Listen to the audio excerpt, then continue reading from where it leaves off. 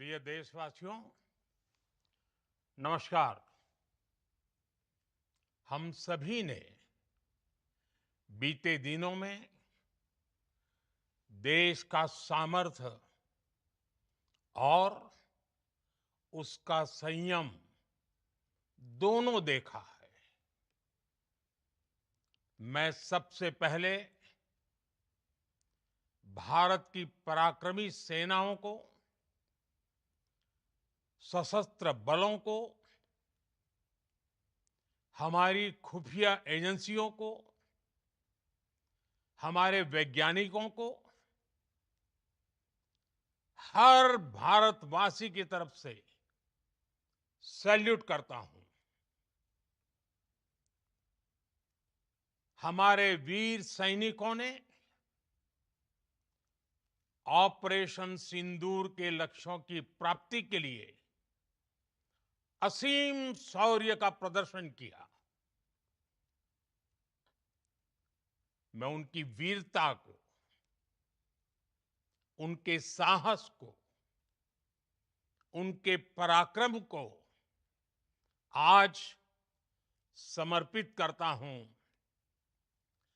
हमारे देश की हर माता को, देश की हर बहन को और देश की हर बेटी को ये पराक्रम समर्पित करता हूं। साथियों, 22 अप्रैल को पहलगाम में आतंकवादियों ने जो बर्बरता दिखाई थी, उसने देश और दुनिया को झकझोर दिया था। छुट्टियां मना रहे निर्दोष मासूम नागरिकों को धर्म पूछकर उनके परिवार के सामने, उनके बच्चों के सामने बेरहमी से मार डालना, यह आतंक का बहुत विभत्स चेहरा था, क्रूरता थी। ये देश के सद्भाव को तोड़ने की घिनौनी कोशिश भी थी। मेरे लिए व्यक्तिगत रूप से ये पीड़ा बहुत बड़ी थी। इस आतंकी हमले के बाद सारा राष्ट्र, हर नागरिक, हर समाज, हर वर्ग, हर राजनीतिक दल एक स्वर में आतंक के खिलाफ कड़ी कार्रवाई के लिए उठ खड़ा हुआ। हमने आतंकवादियों को मिट्टी में मिलाने के लिए भारत की सेनाओं को पूरी छूट दे दी और आज हर आतंकी, आतंक का हर संगठन जान चुका है कि हमारी बहनों बेटियों के माथे से सिंदूर हटाने का अंजाम क्या होता है। साथियों, ऑपरेशन सिंदूर ये सिर्फ नाम नहीं है, ये देश के कोटि कोटि लोगों की भावनाओं का प्रतिबिंब है। ऑपरेशन सिंदूर न्याय की अखंड प्रतिज्ञा है।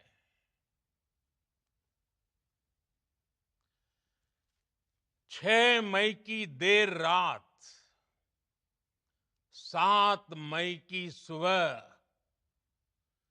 पूरी दुनिया ने इस प्रतिज्ञा को परिणाम में बदलते देखा है। भारत की सेनाओं ने पाकिस्तान में आतंक के ठिकानों पर, उनके ट्रेनिंग सेंटर्स पर सटीक प्रहार किया। आतंकियों ने सपने में भी नहीं सोचा था कि भारत इतना बड़ा फैसला ले सकता है। लेकिन जब देश एकजुट होता है, नेशन फर्स्ट की भावना से भरा होता है, राष्ट्र सर्वोपरि होता है, तो फौलादी फैसले लिए जाते हैं, परिणाम लाकर दिखाए जाते हैं। जब पाकिस्तान में आतंक के अड्डों पर भारत की मिसाइलों ने हमला बोला, भारत के ड्रोन्स ने हमला बोला, तो आतंकी संगठनों की इमारतें नहीं, बल्कि उनका हौसला भी थर्रा गया। बहावलपुर और मुरिद के जैसे आतंकी ठिकाने एक प्रकार से ग्लोबल टेररिज्म की यूनिवर्सिटीज रही है। दुनिया में कहीं पर भी जो बड़े आतंकी हमले हुए हैं, चाहे 9/11 हो, चाहे लंदन ट्यूब बॉम्बिंग हो, या भारत में दशकों से जो बड़े बड़े आतंकी हमले हुए हैं, उन सब के तार कहीं ना कहीं आतंक के इन्हीं ठिकानों से जुड़ते रहे हैं। आतंकियों ने हमारी बहनों का सिंदूर उजाड़ा था, इसलिए भारत ने आतंक के ये हेडक्वार्टर्स उजाड़ दिए। भारत के इन हमलों में 100 से अधिक खूंखार आतंकवादियों को मौत के घाट उतारा गया है। आतंक के बहुत सारे आका बीते 2.5-3 दशकों से खुलेआम पाकिस्तान में घूम रहे थे, जो भारत के खिलाफ साजिशें करते थे। उन्हें भारत ने एक झटके में खत्म कर दिया। साथियों, भारत की इस कार्रवाई से पाकिस्तान घोर निराशा में गिर गया था, हताशा में गिर गया था, बौखला गया था। और इसी बौखलाहट में उसने एक और दुस्साहस किया। आतंक पर भारत की कार्रवाई का साथ देने के बजाय पाकिस्तान ने भारत पर ही हमला करना शुरू कर दिया। पाकिस्तान ने हमारे स्कूलों, कॉलेजों को, गुरुद्वारों को, मंदिरों को, सामान्य नागरिकों के घरों को निशाना बनाया। पाकिस्तान ने हमारे सैन्य ठिकानों को निशाना बनाया। लेकिन इसमें भी पाकिस्तान खुद बेनकाब हो गया।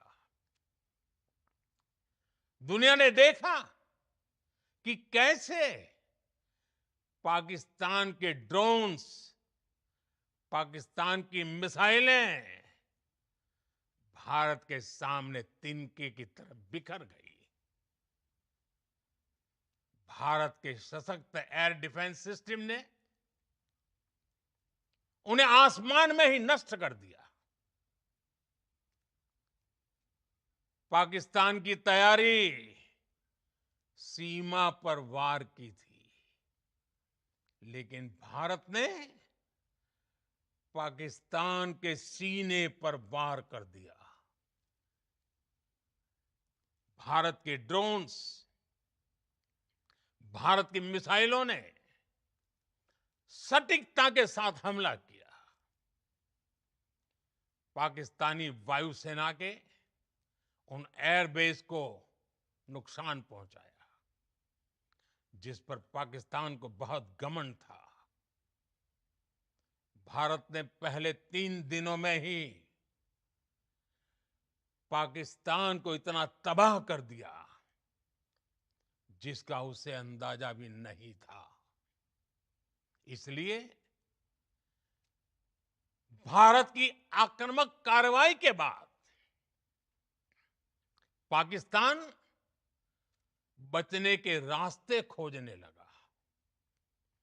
पाकिस्तान दुनिया भर में तनाव कम करने के लिए गुहार लगा रहा था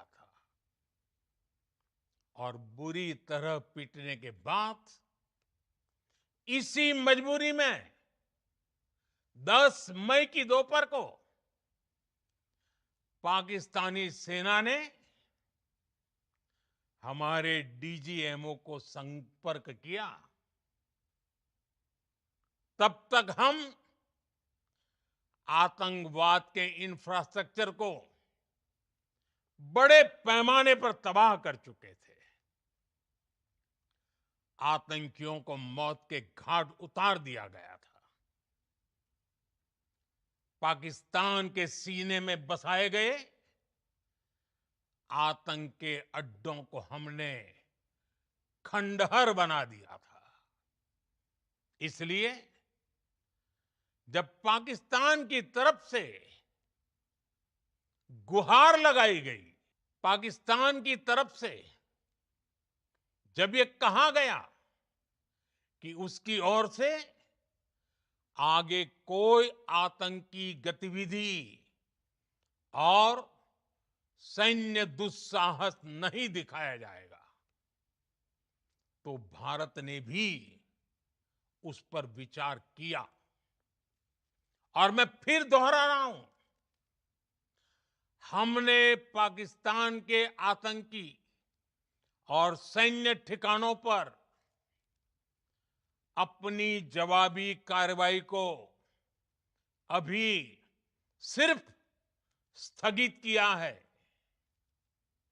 आने वाले दिनों में हम पाकिस्तान के हर कदम को इस कसौटी पर मापेंगे कि वो क्या रवैया अपनाता है। साथियों, भारत की तीनों सेनाएं, हमारी एयरफोर्स, हमारी आर्मी और हमारी नेवी, हमारी border security force BSF, Bharat के अर्धसैनिक बल लगातार अलर्ट पर है। सर्जिकल स्ट्राइक और एयर स्ट्राइक के बाद अब ऑपरेशन सिंदूर आतंक के खिलाफ भारत की नीति है। ऑपरेशन सिंदूर ने आतंक के खिलाफ लड़ाई में एक नई लकीर खींच दी है, एक नया पैमाना, न्यू नॉर्मल तय कर दिया है। पहला, भारत पर आतंकी हमला हुआ तो मुंह तोड़ जवाब दिया जाएगा। हम अपने तरीके से, अपनी शर्तों पर जवाब देकर रहेंगे। हर उस जगह जाकर कठोर कार्रवाई करेंगे जहां से आतंक की जड़ें निकलती हैं। दूसरा, कोई भी न्यूक्लियर ब्लैकमेल भारत नहीं सहेगा। न्यूक्लियर ब्लैकमेल की आड़ में पनप रहे आतंकी ठिकानों पर भारत सटीक और निर्णायक प्रहार करेगा। तीसरा, हम आतंक की सरपरस्त सरकार और आतंक के आकाओं को अलग अलग नहीं देखेंगे। ऑपरेशन सिंदूर के दौरान दुनिया ने पाकिस्तान का वो घिनौना सच फिर देखा है, जब मारे गए आतंकियों को विदाई देने पाकिस्तानी सेना के बड़े बड़े अफसर उमड़ पड़े। स्टेट स्पॉन्सर्ड टेररिज्म का ये बहुत बड़ा सबूत है। हम भारत और अपने नागरिकों को किसी भी खतरे से बचाने के लिए लगातार निर्णायक कदम उठाते रहेंगे। साथियों, युद्ध के मैदान पर हमने हर बार पाकिस्तान को धूल चटाई है और इस बार ऑपरेशन सिंदूर ने नया आयाम जोड़ा है। हमने रेगिस्तानों और पहाड़ों में अपनी क्षमता का शानदार प्रदर्शन किया और साथ ही न्यू एज वॉरफेयर में भी अपनी श्रेष्ठता सिद्ध की। इस ऑपरेशन के दौरान हमारे मेड इन इंडिया हथियारों की प्रामाणिकता सिद्ध हुई। आज दुनिया देख रही है 21वीं सदी के वॉरफेयर में made in India defence equipments, इसका समय आ चुका है। साथियों, हर प्रकार के आतंकवाद के खिलाफ हम सभी का एकजुट रहना हमारी एकता, हमारी सबसे बड़ी शक्ति है। निश्चित तौर पर ये युग युद्ध का नहीं है, लेकिन ये युग आतंकवाद का भी नहीं है। टेररिज्म के खिलाफ जीरो टॉलरेंस, ये एक बेहतर दुनिया की गारंटी है। साथियों, पाकिस्तानी फौज, पाकिस्तान की सरकार जिस तरह आतंकवाद को खाद पानी दे रहे हैं, वो एक दिन पाकिस्तान को ही समाप्त कर देगा। पाकिस्तान को अगर बचना है तो उसे अपने टेरर इंफ्रास्ट्रक्चर का सफाया करना ही होगा। इसके अलावा शांति का कोई रास्ता नहीं है। भारत का मत एकदम स्पष्ट है। टेरर और टॉक एक साथ नहीं हो सकते। टेरर और ट्रेड एक साथ नहीं चल सकते और पानी और खून भी एक साथ नहीं बह सकता। मैं आज विश्व समुदाय को भी कहूंगा, हमारी घोषित नीति रही है अगर पाकिस्तान से बात होगी तो टेररिज्म पर ही होगी। अगर पाकिस्तान से बात होगी तो पाक ऑक्युपाइड कश्मीर पीओके उस पर ही होगी। प्रिय देशवासियों, आज बुद्ध पूर्णिमा है। भगवान बुद्ध ने हमें शांति का रास्ता दिखाया है। शांति का मार्ग भी शक्ति से होकर जाता है। मानवता शांति और समृद्धि की तरफ बढ़े, हर भारतीय शांति से जी सके, विकसित भारत के सपने को पूरा कर सके, इसके लिए भारत का शक्तिशाली होना बहुत जरूरी है। और आवश्यकता पड़ने पर इस शक्ति का इस्तेमाल भी जरूरी है।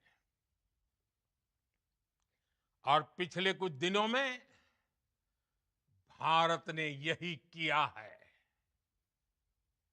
मैं एक बार फिर भारत की सेना और सशस्त्र बलों को सैल्यूट करता हूं। हम भारतवासी के हौसले, हर भारतवासी का एकजुटता का शपथ, संकल्प, मैं उसे नमन करता हूं। बहुत बहुत धन्यवाद। भारत माता की जय। भारत माता की जय। भारत माता की जय।